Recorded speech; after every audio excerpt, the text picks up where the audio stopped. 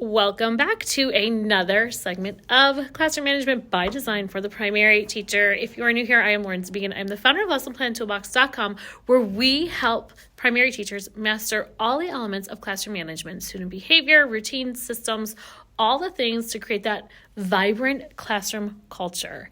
Today, we are going to touch on a hot topic that you hopefully, if this is like on your radar, you want to address this like starting immediately. So we are going to get into whether or not to retain students. And I know this is a touchy subject, so just be open-minded as you hear this. Because as a primary teacher, you've likely faced this question at some point. Should a student be retained? It's one of the hardest decisions we have to make. On one hand, we want to ensure every child is academically, socially, and emotionally ready for the next grade.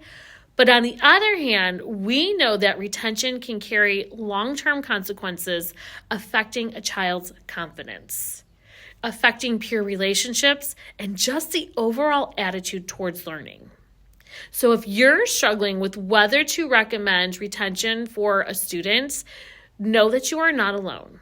We are going to break down this decision step by step so you can make the best choice for your student's future.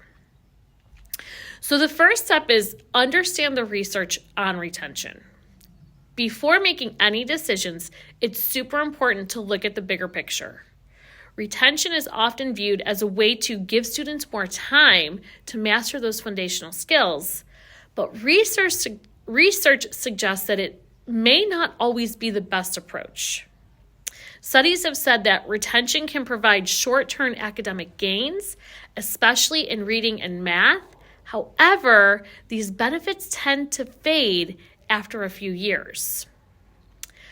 Another study has showed that students who are retained are more likely to struggle with self-esteem and may be labeled as failing. Yet another study said retained students have a higher risk of dropping out later in their academic careers, especially if they are retained more than once. Does this mean that retention is never a good option? No, of course not necessarily at all. But it does mean we need to weigh this choice very carefully. So the next step we want to do is to look beyond the academics. A student's readiness for the next grade is about more than just a score on a test or unfinished worksheets. It's about social and emotional development. It's about executive functioning skills and their ability to handle new challenges. So you need to ask yourself some key questions. Has the student made progress even if they have not fully met the grade level expectations? Do they have those foundational skills to build on for next year? Will retention negatively impact their self-esteem? How do they interact with their peers? Will they feel out of place repeating a grade? Can they follow multi-step directions, complete basic tasks independently, and can they transition between activities without extreme difficulty? All things to consider. We also want to look at the parental support. Does the student have a strong support system at home? Will parents reinforce the learning if the student moves forward or stays behind? Have targeted interventions been tried? Have special support teams or personalized learning plans been implemented consistently? If a student is struggling in one area but showing growth in others, they might not need retention. They just might need more scaffolding in the next grade. The third step we want you to consider is alternatives to retention. Retention isn't the only option for struggling students. Before making this recommendation, think about other ways to support students. Summer bridge programs. Can the student enroll in some type of summer school or an intervention program to strengthen those weaker skills? Early intervention for next year. Can the student start the next grade with targeted small group support tutoring or additional learning recommendations? Can the student have modified assignments, right? Will differentiated instruction, reduced workload, or personalized learning strategies help the student succeed in the next grade? Another option, not always a popular one, but if available, could the student be placed in a setting that allows them to work at different levels without full retention, almost like a multi-age classroom? Many times, an extra year of structured support is more effective than retention alone. The fourth step to consider is have those honest conversations with parents. No matter what your decision, parents need to be included in the process early. Here's how to maybe go about approaching the conversation with empathy and clarity. If you believe retention is necessary, try this conversation. I want to talk to you about Johnny's progress this year. While he has made some growth, there are still struggling areas that will make the next grade very challenging. I want to explore the possibility of giving Johnny an extra year to build confidence and to strengthen those foundational skills before moving him forward. So let's discuss what this would look like and how we can best support Johnny in making this transition. If you believe that the student can move forward with support, you might have this conversation.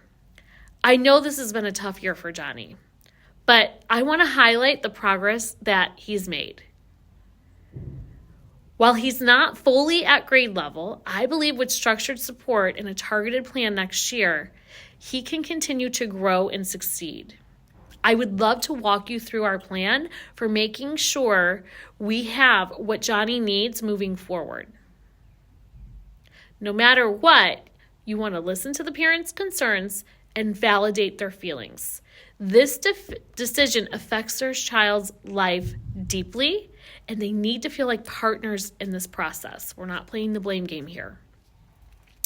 Next, step 5 is make that decision with confidence. So after you gather the data, explore alternatives, and you speak with parents, it's time to decide. If you choose retention, ensure it comes with a concrete support plan.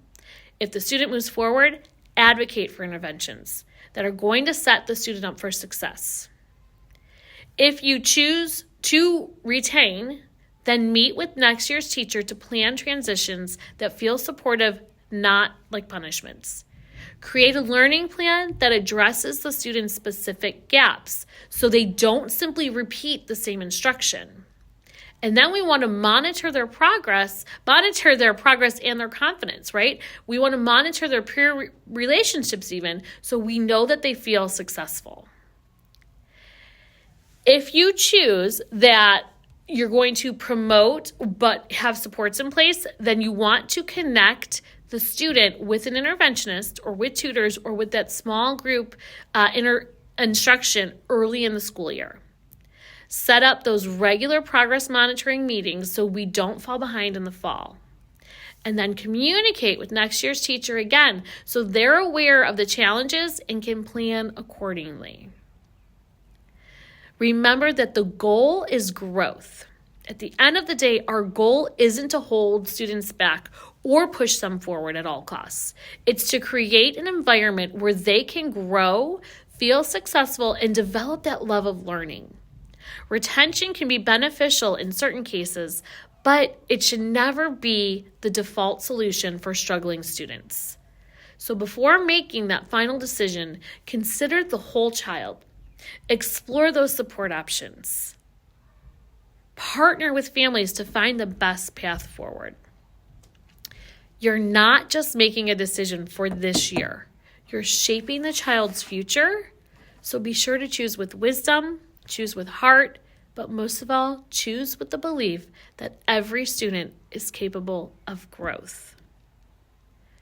I hope you found this meaningful. This is such a hot topic. It is not an easy decision for any teacher. So if you are struggling with this decision and you just are in your head about it or just need like a third-party voice, please feel free to send me a DM. I'm at Classroom Management for primary on Instagram, send me a DM, and I am happy to dive deeper in this conversation with you. We can even set up a Zoom if you would like. Happy to meet with you, happy to share my thoughts about this topic. I have had to retain students before. I have recommended retention for students before. Parents have not, did not agree with me. As it turns out, the child ends up in junior high school and ended up being retained in the older grades. So those foundational skills are so, so important, and truly that is the bottom line. What growth would happen if the student was retained is what you need to pay attention to. Not even so much test scores. Focus on the growth of the student and those foundational skills. Okay, that is what we have for you this week. Love this topic. Would love to hear your thoughts about it. Feel free, again, reach out to me if you need anything. And until next week, teach, relax, repeat.